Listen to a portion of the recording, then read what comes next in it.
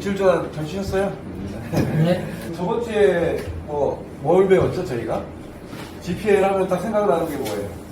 GPL은 일단은 재테크의 3원칙이 안전성, 수익성, 황금성이라고 그랬는데, 안전성을 이야기할 때는 1순위가 원금가이다가 4순위 정도 있기 때문에 후순위가 아니잖아. 물론 GPL은 아파트 1순위도 있지만, 또 약정금리 플러스 3%이기 때문에 과거에 1순위가 17%, 19%, 22% 배당을 받았는데 현재 금리가 3%면서 3을 더하면은 6%밖에 배당을 못 받으니까 후순위가 아니잖아. 그 다음에 채무자의 직업들이 있다. 수익성은 지금 17, 18, 19, 20이니까 이 정도 수익이면은 주식하는 사람보다는 수익이 더 많이 날 거예요. 만약에 유동화로 질권대출을 일으키면 70에서 120%니까 더 수익이 큰 거고, 황금성은 오늘 그 물건을 두세 개 준비했는데 기존에 이제 GPL 투자를 했던 분들이 여러 가지 사유로 자녀 결혼이라든지 아니면 전세돈을 빼줘야 된다는 일을 할 때 그 돈을 이제 본인이 찾고 싶을 때 그럴 경우에는 근저당권 이전에서 투자를 하시면 돼요. 그런 경우에는 여러분들이 직접 관리를 하는 경우에는 플랫폼 수수료 0.5가 있으면 돼요. 3%에서 3.5가 아니라. 그 다음에 유동화 순환 투자는 그 근저당 결정을 담보로 근저당권 질권 대출을 받는 게 유동화 순환 투자에서 수익을 얻을 수도 있고, 그 다음에 여기에서 이제 경매가 진행이 되면은 시세 차익을 얻을 수도 있다. 여러 가지 이제 그런 내용들, 그 다음에 유입을 해가지고 리모델링을 해서 시세 차익을 얻을 수 있는 그런 부분을 좀 다뤄봤습니다. 그래서 오늘은 전반적으로 이제 또 새로운 것들을 배우게 되는데, GPL 투자했을 때 위험과 리스크가 존재를 해요. 이런 것들을 여러분들이 해지할 수 있는 방법, 그 다음에 낙찰 예상까지 합니다. 이제 이 근저당권 이전하는 부분, 이 이전하는 부분이 여러분들이 어떻게 진행되는지하고, 이 환급금에 대해서 여러분들이 많이 관심을 가질 거예요. 환급금. 수수료 환급이 되는지, 약정수가 있을지 하는 거 보고, 저번 주에 이제 잠깐 나눴던 이야기가 어떤 이야기였냐면, 이렇게 금리가 높은, 이제 은행에서는 저금리, 그 다음에 캐피탈이나 저축은행은 중금리, 우리는 고금리인데, 왜 은행에서 저금리로 대출을 받지 못하고 여기까지 왔느냐, 그런 부분을 살펴봤어요. 왜 그러냐면은 LTV는 담보 비율이에요. 지금 이제 서울 3구역 그 다음에 용산을 빼고는 전부 투기 지역이 풀렸는데, 투기 지역인 경우에 9억까지만 40%, 9억 초과는 20%, 그 다음에 15억 초과는 아예 대출이 안 됐어요. 근데 지금 이제 이게 풀렸는데, 지금 원희룡 국토부 장관이 안 풀어준 게 이거 DSR이에요. DSR은 내가 대출받은 약관대출, 신용대출, 모든 대출을 포함해서 내 수입에 DSR 40에서 60을 맞추라는 거예요. 그럼 내가 연봉이 1억이면은 6천만 원을 넘으면 안 돼. 그래서 LTV, DTI, DSR, 그 다음에 신용정보, 소득정보를 보기 때문에 대출을 은행에서 받을 수가 없어요. 그래서 여기로 오는 거죠. 그리고 1가구 2주택 같은 경우는 오늘 좀 알아내서 좀 풀어줬는데 그 부분도 대출이 안 되죠. 그리고 이제 생애 최초의 주택구입자금에 한해서 80%까지 만들어줬어요. 그것도 많이 풀어준 상황인데 그런 부분 때문에 이제 은행에서 대출받기가 쉽지가 않죠. 저번 주에 잠깐 다뤘던 내용들인데, 이거는 세무자가 사업자이고 월 매출액이 1,000만 원입니다. 후순위 GPL 5천만 원이고 월 75만 원, 금전이 18%. 그리고 후순위 내부 대환 이렇게. 저도 이제 우리 딸한테 이 강의를 들어보라고 했는데 이 용어 자체를 몰라요. 대환이 뭐냐면 대환은 대신 상환해준다라는 얘기예요. 그러니까 에크캐시가 대출이 나갔던 거를 이번 대출로 갚는다라는 거거든요. 그래서 담보 비율은 64%. 그래서 지금 이제 올라오는 것들은 내가 이제 중개업자 래퍼들한테 얘기를 했어요. 65% 넘는 거는 올리지 말아라. 주지도 말아라. 그리고 소득이 없는 것들은 주지도 말아라. 소득이 없는 것들 여러분이 투자했을 때 이자도 안 들어오는 경향이 있죠. 신용카드 사용액으로 여러분들이 감사가 나오면은 이 사람은 신용카드 내역이 있어서 이걸 넣습니다. 신용카드 인정을 안 해요. 은행은 드리는데 왜 여기 안 되니까 그렇게 얘기도 하고, 또 하나는 이제 국민연금이나 의료보험을 역으로 환산해가지고, 국민연금이 우리가 고용인과 피고용인이 4.5씩 내서 9%를 내죠. 그거를 현재 내는 금액을 9로 나눠가지고 환산하기도 못했어요. 세대수 648세대 이렇게. 그래서 여러분들이 제가 추천하는 물건은 직장인이어야 된다고요. 안전성을 이야기할 때 경매 들어가서 원금을 못 받을 경우는 없지만 원금을 못 받을 경우에 이 사람이 급여업료를 하면 되니까. 두 번째는 역세권이 있는 주변은 집값이 떨어지질 않아요. 그 300에서 500세대 이상 주변에 편의시설이 갖춰져 있기 때문에 집값이 떨어지지 않다. 그 다음에 직전과 주거 지역이 근접한 지역 같은 경우, 그 다음에 건물 아파트를 지은 지 얼마 안 되는 것들, 그 다음 후순위 취재 신청자, 세무자 및 배우자가 사대보험갈 직장인들. 여러분들이 대출을 원하지 않는, 제가 추천하지 않는 부분 이런 것들, 세입자가 있는 것들, 무자격자, 소득이 없는 사람들, 그 다음에 3, 4개월 만에 잦은 대환자, 담보비율이 80% 이상인 것들, 다세대나 오피스텔은 여러분들이 대지 지분이었기 때문에 갈수록 오르는 게 아니라 떨어져요. 이런 것들은 아예 물건을 받지 않습니다. 자, 이거 한번 투자된 걸 한번 볼게요. 자, 이 집 강사 월수도 230만원, 5천만원을 투자했어요. 91만 6천원. 이 당시에는 22에 24였어요. 2028년 2월 8일 이전에. 28일에 2월 8일. 지금은 2018년 2월 8일 이후에는 법정 최고이자가 20%이지만 2월 8일 이전에는 22에서 24였어요. 많이 받을 때는 66%까지 올라간 적도 있어요. 34.7%까지 올라간 적도 있어요. 그래서 국민은행이 1억 3,200이고 설정금액이 120%에서 1억 6,400을 했고 우리가 5천이 나가면서 6천원을 설정을 했죠. 자, 이게 보면 여러분들이 여기서 하나 찾으셔야 돼요. 자, 대부업체들이 중개를 하는 사람들이 130% 설정을 했어요. 자, 이 130% 우리는 150% 설정을 하는데 150%면 7,500 설정을 해야 돼요. 그럼 이 사람이 경매에 들어가거나 개인회생 신청이면 2년 동안 이자를 맞이하게 되는데 여기서 1,000만 원이 날아가는 거예요. 130% 설정. 그리고 이게 여러분들이 이 돈을 빼고 싶을 때 NPL 법인들이 130% 설정한 거 안 살아요. 먹을 게 별로 없기 때문에. 그래서 반드시 150% 설정을 해야 됩니다. 그리고 우리는 5천에 전세금 500만 원 설정하는 이유가 뭐라고 그랬죠? 경매에 들어갔을 때 비용을 줄이거나 최우선 면적을 배제하거나 이런 여러 가지 문제, 여러 가지 이제 여러분들이 유리한 부분을 설정을 한 거예요. 그래서 이제 이렇게 숫자가 됐죠. 그래서 이렇게 간단히 여러분들이 보기 좋게 설명을 했어요. 계약 강사로서 230만 원 수입이고, 그 다음에 변제당권자 5천만 원에 매달 90만 6천원 받는다. PAB 시세에 82.6에 낙찰가가 된다고 2억 3,200에 1순위 원고 국민은행이죠. 1순위 이 이자는 뭐냐면 낙찰받을 때까지 11개월의 이자 6.5, 3.5인데 3을 더하면 6.5니까 775만원. 그 다음에 여러분이 투자하고 여러분이 투자한 이 금액은 법정 채무이자 24% 계산했어요. 11개월. 그리고도 3천만원이 나와요. 이렇게 안전한 거죠. 이렇게. 그리고 만약에 이제 이 사람이 경매가 들어갔다 그러면은 이 원금과 이자와 여러분이 투자한 거 이거까지 합쳤을 때 계산해보면은 이 금액이 입찰했을 때 시세 차익을 얻으면 여러분들이 한 6천 정도 시세 차익을 얻을 수가 있어요. 자, 그래서 제가 물건을 올려드리면은 여러분들이 투자하겠다고 하면은 채무자한테 이 서류를 따오라게 등기권리증, 인감증명서, 인감도장, 국세지방서, 안담증명서, 지방서, 세무표안내증명은 등본, 초본, 대지증명, 전체증명, 사업증명, 사업소득금액증명, 부가세 납세증명은 거주거리 확인서. 이걸 다 구비 서류가 이상이 없는 경우에 이제 대출을 받아요. 소비대차 확정서, 대부분의 표준 확정서, 설정계약서, 위입장, 임대차 확인서. 이 확약서 내용에 이 사람이 60일 이상 이자가 지연됐을 때 연 20% 받는다는 내용과 개인회생 신청했을 때 계약한 상실로 연 20% 받는다는 내용이 써있어요. 이 내용이 써있어요. 대인 신용정보 협정에서 질권 설정 승낙서, 대의변제 요청서, 대의변제 승낙서. 이 상환 위임장이 있기 때문에 여러분들은 법무사님이 채무자로부터 상환 위임장을 받아놔서 법무사님 통장에 입금해서 법무사님이 선순위 병환하고 나머지 돈을 채무자한테 입금을 해주는 거예요. 그리고 대의변제 우리가 이제 투자하는 과정 중에 이제 선순위가 경매가 들어갔을 때 대의변제를 할 수 있어요. 이해관계에 의해서 법정 대의변제. 그런 경우에 미리 대의변제 요청서, 대의변제 승낙서를 받아놨어요. 그리고 이제 이 서류를 사진 찍어서 여러분에게 보내드립니다. 그리고 접수번호가 나올 때, 이 설정계약서하고 위임장의 접수번호가 나올 때 여러분은 법무사님 통장에 돈을 보내시면 돼요. 그리고 매달 이자를 받으시고, 만약에 이자를 못 낸다 그러면 60일이 지연이 됐을 때 계약의 상실 및 부동산 임의경매 통보 1차 보내고, 3개월이 안 들어왔을 때 부동산 임의경매 및 채권 매각 통지서를 또 보내요.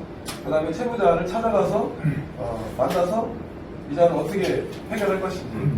그리고 이자가 안 들어오는 경우에 여러분들 어떻게 하셔야 돼요? 채무자가 5개월 동안 이자가 안 들어왔어. 그럼 어떻게 하셔야 돼요? 내가 이렇게 해주셔야 돼? 제가 채무자가 이자가 안 들어와서 의정부, 대전 다 찾아가 봤어요. 진짜. 여러분들이 전화로 하는 거하고 찾아가는 거하고 이 사람들이 느낌이 달라요. 찾아가서 자, 이게 연 20%씩 이자가 늘어나고 있는데 자, 이 집값이 1년 후에는 2천만 원이 오르지 않는다. 그러니까 지금 이거를 금매로 매각을 해서 싸게 내놔라. 그러면은 시중 물량자도 안 뛰고 집도 경매로 안 돼. 경매로도 90%에 낙찰되면 10%가 날아가는데 더 유리하다. 네, 그렇게 얘기를 하고 그 다음에 매매를 시키든지 그리고 해결 방법이 없다. 가압류나 이런 게 여러 건이 나는 해결 방법이 없잖아요. 그런 경우는 채권을 매각을 하든지 여러분들이 경매로 매각을 하시면 돼요. 자, 오늘 처음 오신 분을 위해 물건 보고서 보는 방법은 자, 이게 이제 투자 요청 금액이고 이게 매달 받는 이자예요. 이게 17% 약정을 했죠. 그 다음에 이게 KBC세고 KBC가 3억 8,500이 실제 매매가는 4억이 넘어요.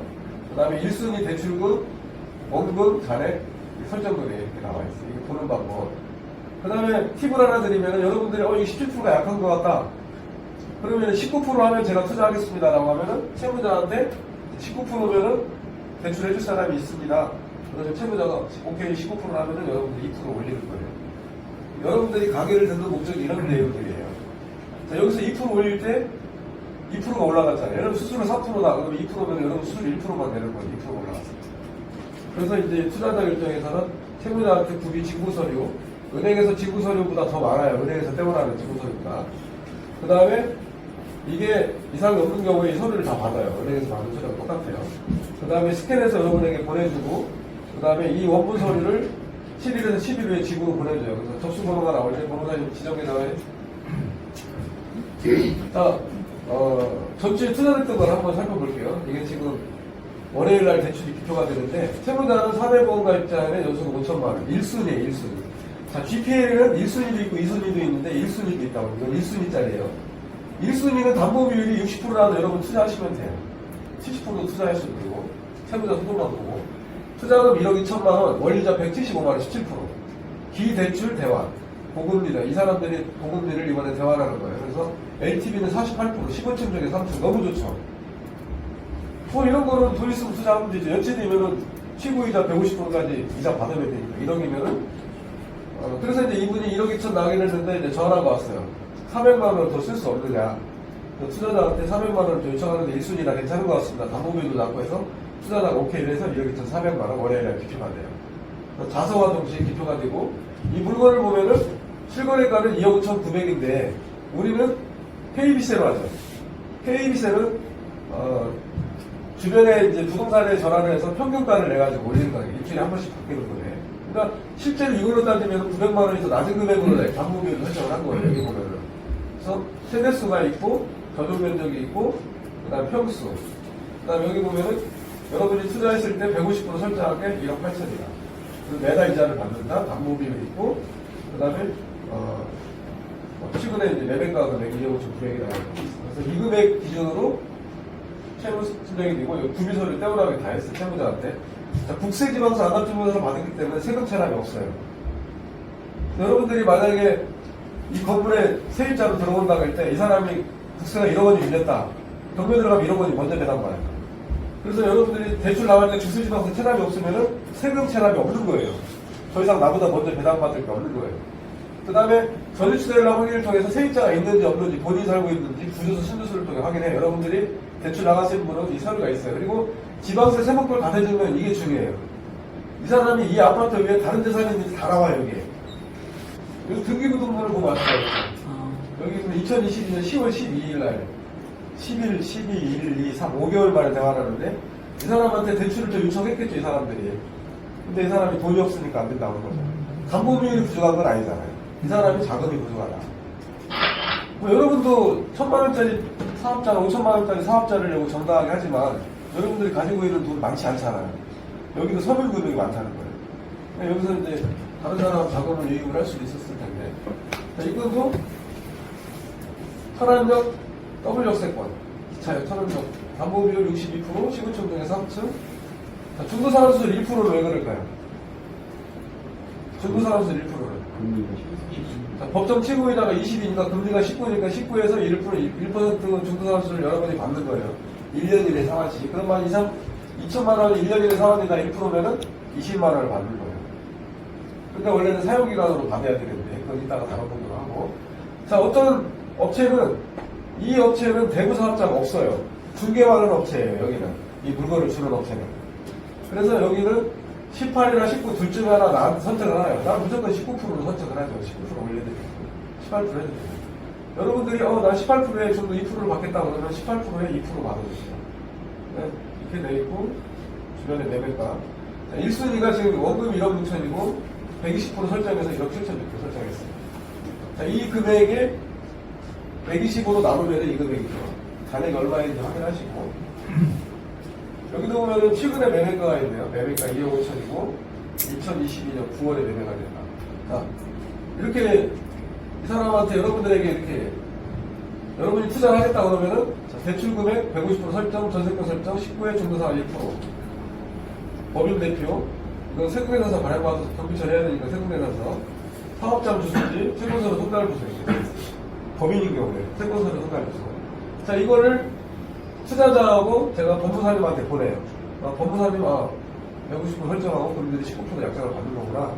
그래서 자서를 받아요. 이렇게 자서를 이렇게 받으면은 19%에 20%고 중도상환수수료는 1% 이렇게 써있어요. 이렇게 대출이 이거 저번주가 2월 9일 날 나간 건데 이자 관리비는 공무원들은 월급날이 언제예요? 10일이니까 15일을 책정할 거고 금융기간은 23일이거든요. 25일날 체크할 거고 채무자가 책정을 한 거고. 자, 그런데 여기 보면은 여러분들이 채권자 도장 라인이 빠져 있어요. 이 서울자산관리 대부님이 공무원으로 퇴직하신 분인데 여기 한 7억 정도를 투자하고 계세요. 이분은 바빠서 매일 등산을 좋아하죠. 막걸리하고. 그러니까 여기 갈 시간이 없어. 여기 이 사람을 만나러 갈 시간이 없어. 천안까지. 그래서 이 사람이 이걸 공단으로 놔두고 여러분이 원부서리가 와요. 7일, 10일 동안. 그럼 여러분 도장을 찍으시면 돼요. 그러니까 투자자가, 채권자가 굳이 채무자를 만날 필요가 없다는 거죠.